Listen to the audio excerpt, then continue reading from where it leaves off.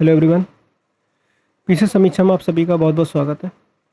तो ये आज से स्टार्ट कर रहे हैं हम लोग यूपी पीसीएस के लिए लिस्टिंग वीडियोस की श्रृंखला, जिसमें मॉडर्न इंडिया स्टार्ट कर रहे हैं। तो जो भी इम्पोर्टेंट एरियाज़ है क्वेश्चंस का वो हम लोग कवर करेंगे, ठीक है।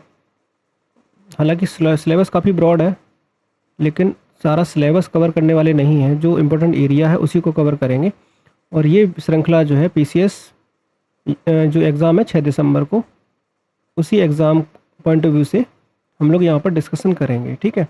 तो सबसे पहले बात करते हैं यूरोपीय कंपनियों का आगमन में किस प्रकार से यूरोपीय कंपनियाँ भारत में आईं, उनका सीक्वेंस पूछ लेता है तो आपको पता होना चाहिए। पहली कंपनी जो थी पुर्तगाली, तो पुर्तगाली आए यहाँ पर 1498 में।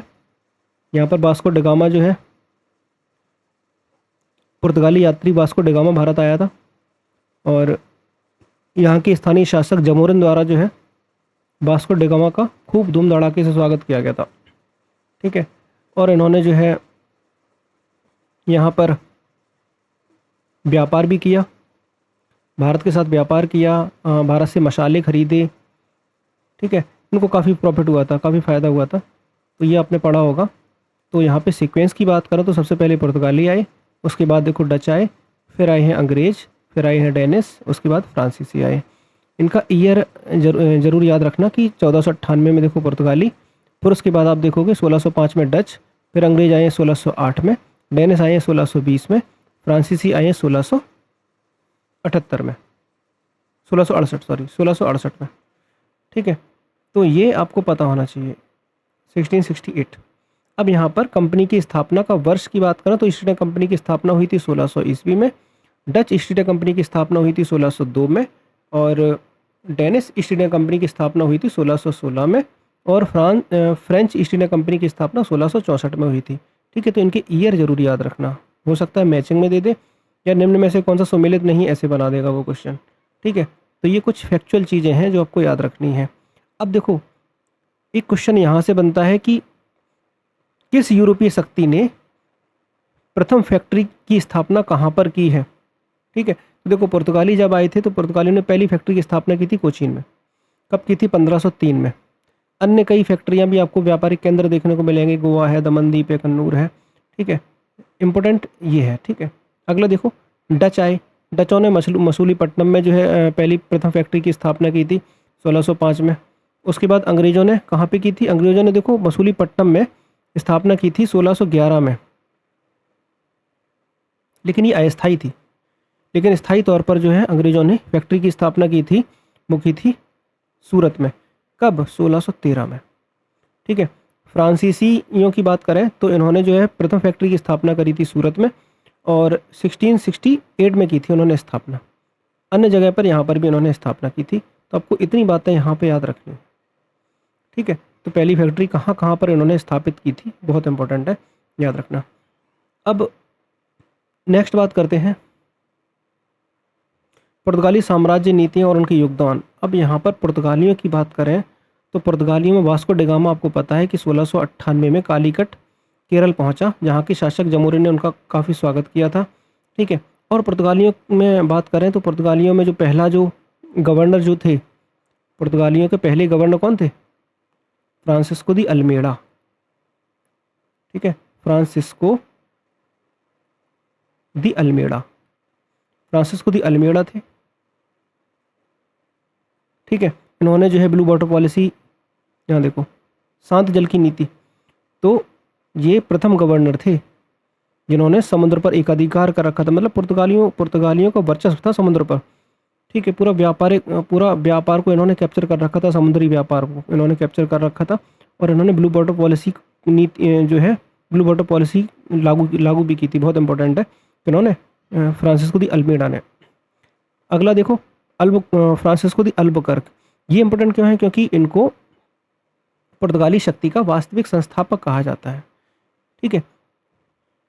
क्यों? क्योंकि इन्होंने जो है भारतीय स्त्रियों से पुर्तगालियों को एडवाइस दी थी कि आप लोग जो है भारतीय स्त्रियों से विवाह कर लो, अब ऑब्वियस सी बात है कि ये विवाह कर लोगे तो यहाँ पे स्थायी निवासी बन जाओगे। ठीक है, तो इसीलिए अल्बुकर्क को जो है पुर्तगाली शक्ति का वास्तविक संस्थापक कहा जाता है। ठीक है, 1510 में इन्होंने जो है बीजापुर के यूसुफ आदिल शाह से गोवा भी छीन लिया था। ठीक है, तो ये आपको याद रखना है, 1510 में छीना था। और यहाँ देखो कार्टेज अरमेड़ा काफिला व्यवस्था, इन्होंने जो है कार्टेज व्यवस्था भी स्टार्ट की थी। हिंद महासागर में व्यापार करने वाले जहाज़ों हेतु एक अनिवार्य परमिट हुआ करता था। ठीक है, यहाँ तक कि अकबर को हालांकि फ्री में परमिट मिला था, लेकिन यहाँ पे कुल मिलाकर अकबर ने इनकी इस व्यवस्था को माना था। ठीक है, तो ये आपको याद रखना है। और भारत को पुर्तगालियों की देन, भारत को पुर्तगाली ने क्या दिया है, देखो तम्बाकू लेके आए थे पुर्तगाली यहाँ पर, आलू लेके आए हैं, लीची जो है लीची भी लेके आए हैं, लाल मिर्च लेके आए हैं। प्रथम प्रिंटिंग प्रेस की स्थापना जो है 1556 में गोवा में की थी। ठीक है, तो ये प्रिंटिंग प्रेस भी कौन लेके आए हैं, पुर्तगाली लेके आए हैं। ठीक है, तो ये आपको याद रखना है। गौथिक स्थापत्य कला भी इनकी देन है। अब इम्पोर्टेंट एरिया और क्या है, इम्पोर्टेंट एरिया ये है, यहाँ पे देखो कुछ कर्नाटक के युद्ध हुए हैं, इनकी आपको डेट याद रहनी चाहिए, बहुत इंपॉर्टेंट है। कर्नाटक का प्रथम युद्ध। अब अंग्रेज़ों और फ्रांसीसियों के बीच में जो वार होता है उनको कर्नाटक युद्ध के नाम से जाना गया। प्रथम कर्नाटक युद्ध जो हुआ था वो 1746 से 1748 को हुआ है। ठीक है, तो यहाँ पर जब ये युद्ध हुआ तो सेंट थॉमे, इसमें एक इम्पोर्टेंट युद्ध है सेंट थॉमे का युद्ध। ठीक है, जो संधि हुई थी वो एक्सलास आपेल की संधि हुई है 1748 को। एक्सलास आपेल की संधि के तहत जो है ये समाप्त हो गया था। ठीक है, तो ये याद रखना। अगला देखो कर्नाटक का दूसरा युद्ध हुआ है कब, 1749 से 1754। ये बहुत इंपॉर्टेंट है। ठीक है, ये मैचिंग में दे देगा कब हुआ है, तो 1749 से 1754। डुप्ले की नीति, क्योंकि आपको पता है कि फ्रांसीसियों और अंग्रेज़ों के बीच में युद्ध हुआ था, तो मेन जो रोल था वो डुप्ले था। डुप्ले की सूझबूझ, डुप्ले ने किस तरीके से कूटनीति का प्रयोग किया है अंग्रेज़ों के खिलाफ। ठीक है, तो कर्नाटक युद्ध और यहाँ पर जो संधि होती है वो पांडिचेरी की संधि होती है। कब होती है, 1755 को होती है।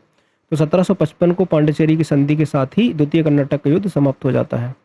ठीक है, ऑस्ट्रिया के उत्तराधिकारी युद्ध जो चल रहे थे उसी के तहत ही यहाँ पे कर्नाटक के वार स्टार्ट होते हैं। ठीक है, अंग्रेज़ों और फ्रांसीसियों के बीच में। और कर्नाटक का तीसरा युद्ध जो होता है वो 1756 से 1763 को होता है, जिसमें वांडीवास का युद्ध बहुत इंपॉर्टेंट है, ये पूछा जा चुका है क्वेश्चन कि वांडीवास का युद्ध कब हुआ था, तो वांडीवास का युद्ध हुआ था 1760 को। ठीक है, आयरकूट ने काउंट डी लाली फ्रांसीसी को हराया था। तो देखो डुप्ले को जो है फ्रांसीसी सरकार वापस बुला लेती है, और डुप्ले के बाद जो किसको भेजा जाता है, काउंट डी लाली को भेजा जाता है। अब काउंट डी लाली जो है और आयरकूट, इन दोनों के बीच में लड़ाई होती है, जिसमें काउंट डी लाली जो है ये हार जाते हैं। ठीक है, फिर देखो कौन सी संधि होती है, फिर होती है पेरिस की संधि 1763 में, और इसमें भारत में फ्रांसीसियों की राजनीतिक महत्वाकांक्षा पूरी तरीके से समाप्त कर दी जाती है। पूरी तरीके से एक छोटी मोटी व्यापारिक कंपनी के रूप में ही रह गए थे, ये बाद में धीरे धीरे ख़त्म ही हो जाते हैं फ्रांसीसी। ठीक है, इन सारे युद्धों ने क्या डिसाइड किया, इन सारे युद्धों ने यह तय कर दिया कि भाई जो वास्तविक शक्ति है वो कौन है, अंग्रेज। अब जिसको भी लड़ना है, जिसको भी टकराना है, वो अंग्रेज़ों के साथ ही टकराएंगे। ठीक है, कुल मिलाकर अंग्रेज़ों का वर्चस्व यहाँ पर स्थापित हुआ। कुछ फैक्ट है, फ़र्रुखसियर का शाही फरमान, ये 1717 में अंग्रेज़ों को जो है 3000 वार्षिक कर के बदले जो है बंगाल में कर मुक्त व्यापार की अनुमति, और ब्रिटिश कंपनी का मैग्ना कार्टा इसको बोला जाता है। ठीक है, कंपनी को काफ़ी ज़्यादा फायदा होता है इसके तहत। ठीक है, बेडरा का युद्ध आप लोगों के लिए बहुत इंपॉर्टेंट है। बेडरा का युद्ध कब हुआ था, 1759 को बेडरा का युद्ध हुआ है। अंग्रेज़ों ने डचों को पराजित किया और उनका भारत से प्रभुत्व समाप्त हो जाता है। ठीक है, डच यहाँ ज़्यादा नहीं चल पाते हैं। डचों ने जो है एक चीज़ याद रखना कि डचों ने जो कपड़ों का व्यापार काफ़ी किया है, कपड़ों का व्यापार किया। कपड़ों को जो है व्यापार की वस्तु बनाने का श्रेय डचों को जाता है। ठीक है, कुछ यहाँ पर शहरों के नाम, उनके संस्थापक, जैसे कलकत्ता शहर की स्थापना किसने की थी, जॉब चार्नक ने की थी। मुंबई की किसने की थी, गेराल्ड आंगियार ने की थी। मद्रास चेन्नई की स्थापना फ्रांसिस डे ने की थी। पांडिचेरी की तो फ्रैंकोइस मॉर्टन ने की थी। और गोवा की किसने की थी, तो अल्फांसो दी अल्बुकर्क ने की थी, वास्तविक संस्थापक बोलते हैं ना इसको, ठीक है। नई दिल्ली की एडविन लुटियंस ने की थी, ठीक है। तो ये आपको याद रखना है। तो इसी क्रम में हम लोग जो है अगला वीडियो लाएंगे, और मॉडर्न इंडिया में जो भी इंपॉर्टेंट चैप्टर्स होंगे, छोटे छोटे चैप्टर्स, बस इनको आप करते रहो, देखते रहो, आप जो भी पढ़ रहे हो पढ़ते रहो, साथ में ये चीज़ें करते रहना, तो इंपॉर्टेंट रीजन है जो एरिया है वो हम लोग कवर कर लेंगे, ठीक है। Thank you so much.